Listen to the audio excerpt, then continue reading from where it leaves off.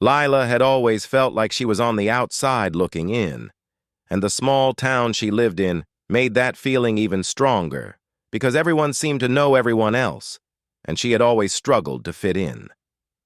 She spent her mornings wandering the dusty streets of the town with a careful gaze on the ground and a book pressed to her chest, hoping that no one would notice her awkward movements or her plain clothes. The sunlight fell harshly on the wooden porches of the shops and on the glimmering metal of the barn gates, but Lila hardly looked up, preferring to stay in the shadows where she felt safer. The barn was where she often helped her aunt, and even there she felt invisible. She moved slowly among the hay bales and the horses, with a careful attention to every detail, hoping to do enough to be useful without drawing attention to herself. The smell of hay and leather, mixed with the faint tang of horse sweat, was comforting in a strange way, and she found herself losing some of her tension as she worked. She liked the way the animals never judged her, and the way their eyes seemed to look straight through the masks people wore. She often imagined that if she could just stay here among the horses forever, she would never have to face the sharp comments or the casual glances that reminded her that she did not belong. Jake was the opposite in every imaginable way. He moved with a quiet confidence and a natural ease that drew people toward him. His hands were strong from years of work, and his laugh carried across the barnyard with a warmth that made even strangers feel welcome. He noticed everything, and somehow he noticed Lila without making her feel exposed. The first time he spoke to her, she had been tucking a loose strand of hair behind her ear and avoiding the gaze of the older women who were gossiping in the corner. He had leaned against the fence with a calm smile and said something small about the horses, and she had felt a flutter of surprise because someone had addressed her without judgment or expectation. There was a curiosity in his eyes that made her heart race, and a kindness that made her want to stand a little taller, even if she did not know how. That day at the barn, everything felt heavier than usual. Lila moved from stall to stall, keeping her head down and whispering apologies when she bumped into a horse or dropped a bale of hay. She felt every eye in the barn on her, even though most of them were looking elsewhere. And she kept imagining what people were thinking about her plain dress, her crooked smile, and her nervous hands. She wanted to be invisible more than anything, and yet she could not stop stealing glances at Jake as he worked beside her. He did not speak much, but his presence was like a steady anchor in the sea of her anxious thoughts. She found herself imagining what it would be like if he noticed her for who she really was, not just the awkward girl in the corner. She dared not hope that someone could see past all the imperfections she carried inside and outside of herself. The sun was beginning to dip low behind the hills, and the barn was filled with long shadows. Lila paused for a moment, wiping the sweat from her forehead, and listening to the soft sounds of the horses shifting in their stalls. She could hear Jake moving about too, and the sound made her chest tighten with a mix of fear and longing.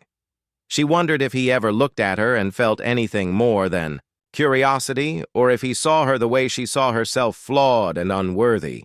She shook her head gently and returned to her work, knowing that she could not let herself hope, but secretly craving the warmth of someone who might see her as she truly was. In that quiet space filled with the scent of hay and the distant calls of the barn animals, Lila felt a fragile thread of possibility tug at her heart, a tiny spark of courage that whispered, maybe, just maybe, someone could want her for her real self, and not the mask she felt she had to wear for the world outside.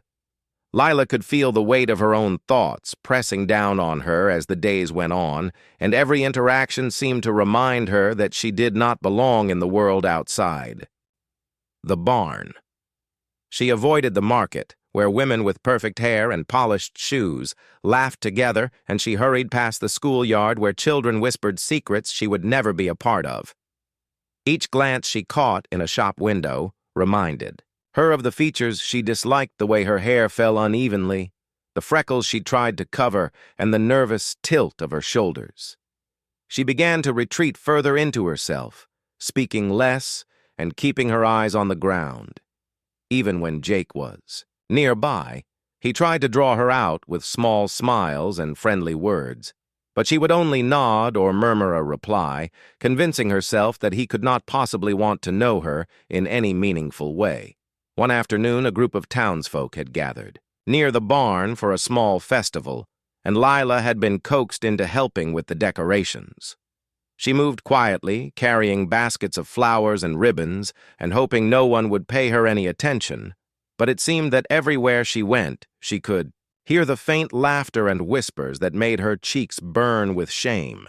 She imagined their thoughts as she passed by, and each imagined snicker made her shrink inside herself, trying to disappear into the wooden beams and hay bales around her. Jake had followed her from stall to stall, carrying supplies and offering a reassuring word every now and then, but Lila could not meet his eyes. She was trapped in her own mind, replaying every comment and glance she had ever received and convinced herself that she was too awkward, too plain, too flawed to ever matter to anyone. When she finally paused to rest against the barn wall, she could hear Jake talking to a friend nearby, and her ears caught snippets of the conversation he was speaking, about someone he admired for their honesty and kindness, and Lila felt a small pang of hope. That hope was immediately crushed when she imagined he could not possibly mean her. He did not know her well enough to see past her flaws, and the voice of doubt inside her whispered that he never would. The festival continued around them with music and chatter, and Lila felt like she was trapped in a glass bubble where every movement and every word was magnified and every flaw she carried inside. And outside was under a spotlight.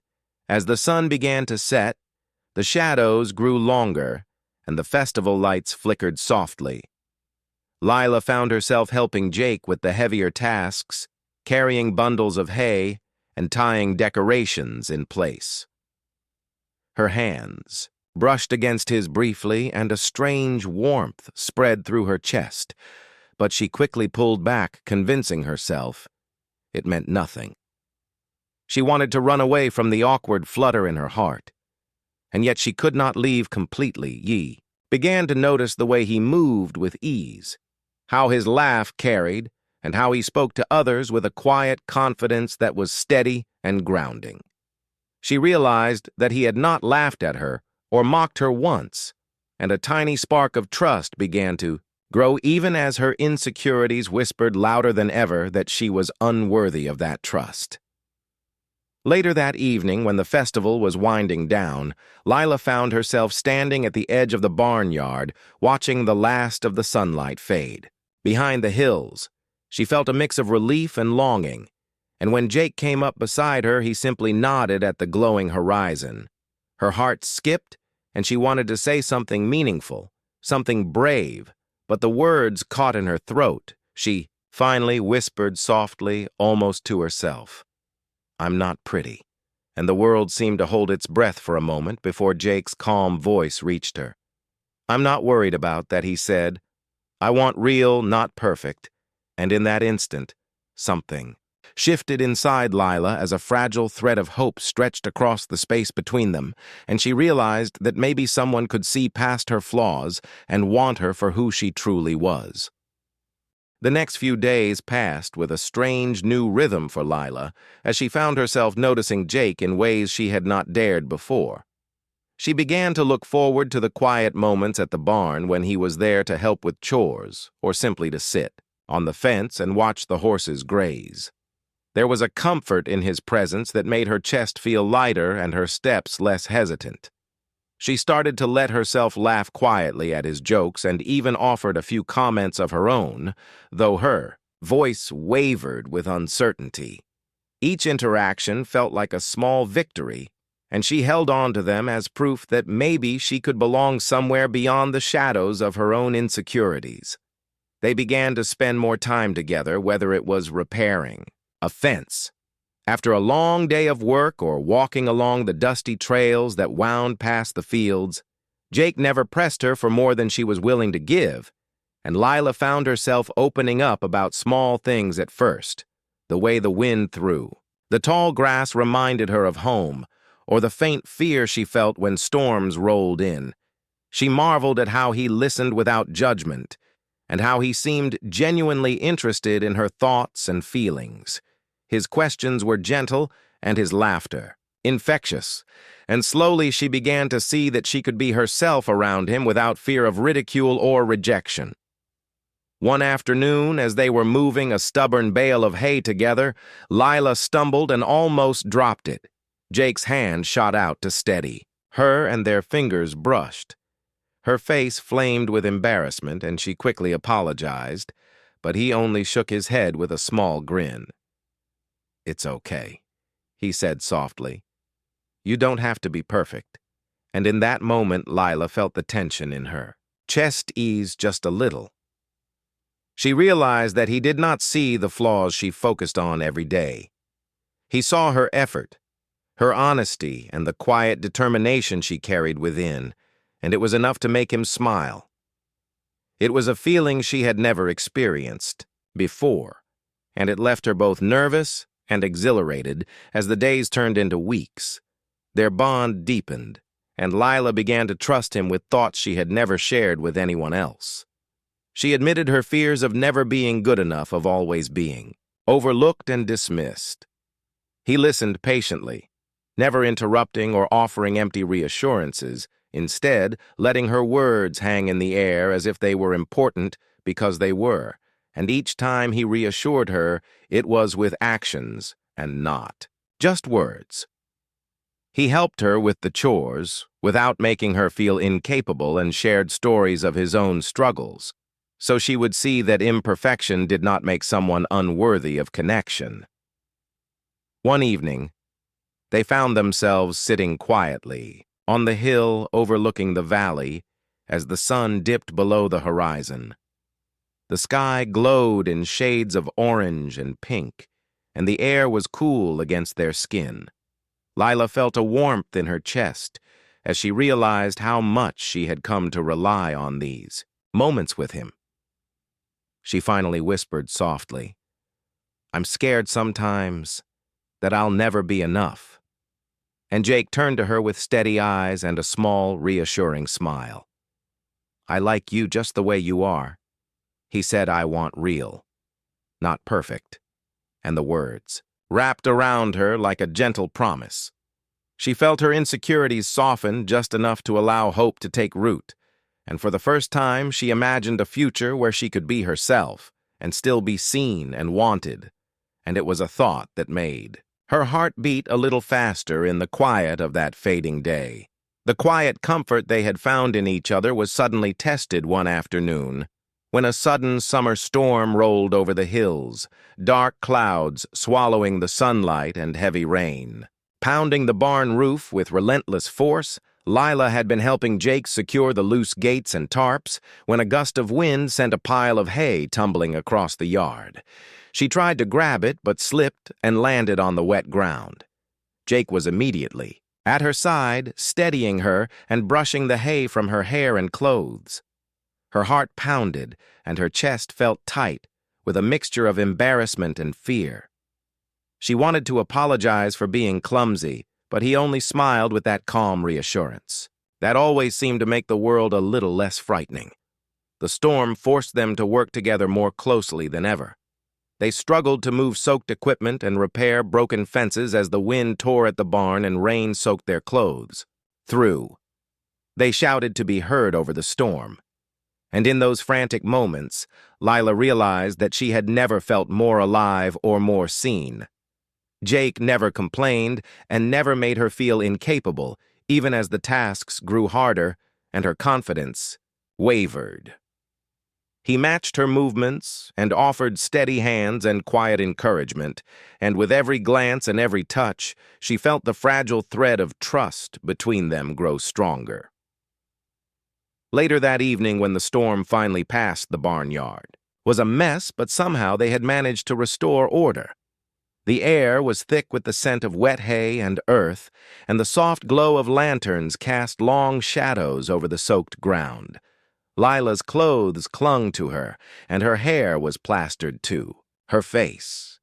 But she felt a strange sense of pride and accomplishment. She looked at Jake, and for a moment the storm outside and the doubts inside her seemed to vanish.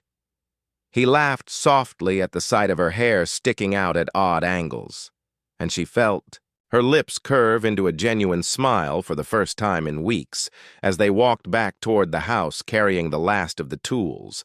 She stumbled again, and Jake's hand shot out to steady her. Her face burned with a mixture of shyness and warmth, and she wanted to hide, but he only held her hand a little longer than necessary and gave a reassuring squeeze. In that small gesture, she felt more accepted than she had ever felt before. It was a silent promise that he would stand by her, even when the world seemed harsh and unforgiving.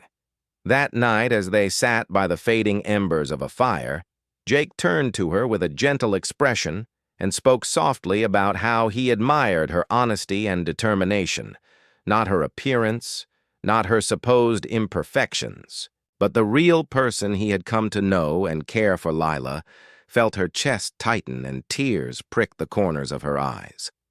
She realized that all the insecurities she had carried were slowly melting away in the warmth of his understanding and acceptance. She whispered in a trembling voice, "I'm not sure I deserve this," and he shook his head gently. "You do deserve this," he said. "I want real, not perfect." And the words wrapped around her like a shield against the doubts that had haunted her for so long. The first time she allowed herself to imagine a future where she could be herself and still be loved, where the harsh whispers of self-doubt could not drown out the quiet assurance that someone saw her as enough. Her heart felt lighter than it had in years, and a fragile but persistent hope began to grow that maybe she could truly belong and be cherished for who she really was. The days that followed were filled with a new kind of closeness between Lila and Jake, one that was quiet but profound. They worked side by side at the barn and in the fields, sharing smiles and small conversations that felt effortless. She no longer felt the constant weight of her insecurities pressing down on her, because with Jake she discovered that she could simply be herself, and it was enough. She laughed more freely, and even allowed herself to meet his gaze without flinching feeling. The warmth of his attention settled around her like a gentle blanket. One afternoon, as they rested on the hill overlooking the valley, Lila felt the wind brush her hair across her face and watched the sunlight spill over the hills. She realized how much she had changed in the past weeks, how much she had begun to trust not only Jake, but herself. She thought about all the times she had doubted her worth and how those doubts had begun to fade in the light of his unwavering acceptance. He turned to her with a soft smile, and in his eyes she saw patience, understanding, and a quiet joy that reflected the feelings she could no longer deny. Her chest tightened with a mixture of nervousness and hope, and she whispered almost shyly, "I never thought someone could see me like this," and he reached out, taking her hand in his firmly but gently. "You are more than I ever hoped for." He said, "I want real, not perfect," and the certainty in his voice washed over her, easing the remnants of fear and doubt. Lila's lips curved into a smile, and she felt a surge of courage, allowing herself to lean closer to him in that small moment of quiet intimacy. The town around them went about its usual rhythm, but Lila felt a peace she had never known. She no longer flinched at the looks of strangers or compared herself to the polished women in the market. She had found someone who valued her honesty, her laughter, her small acts of kindness, and even the quirks she had once thought made her unworthy. She realized that love did not require perfection, only authenticity, and a willingness to be seen fully. That evening, as the sun dipped below the horizon, painting the sky in hues of pink and gold, Jake and Lila walked back to the barn hand in hand. Her heart felt lighter than it ever had, and a quiet certainty settled in her soul. She knew that the path ahead would not be without challenges, but with Jake by her side, she felt ready to face them. She glanced up at him with a soft smile and whispered, "I think I'm starting to believe it." and he squeezed her hand gently, reminding her silently that she was seen. She was enough, and she was loved in that tender embrace of trust and understanding. Lila finally allowed herself to feel whole. She had discovered that the truest kind of love was not about appearances or perfection, but about seeing and being seen with honesty and grace. And as they stood together in the fading light, she felt a warmth spread through her heart, a promise of hope and a beginning that was entirely real, entirely hers, and entirely theirs.